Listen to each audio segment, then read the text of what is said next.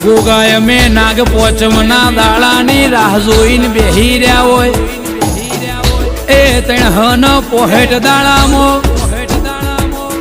એક જ વાતની યાદ આવતી હોય કે મારા મણિધર મહારાજની આવ નાગના પોચ મારા વિહોતર નાથમો એ કોઈ દાડો દૂધણે દુકાર ના પડ રહોડે રાડ ના પડ તિજોરીએ કોઈ દાડો કાટ ના આવ વગણ રમતો બાળ ના કૂટ મારા કહવાના ગોગા આશી આલુ તો એવી આવે અમારી પેઢીઓ તરી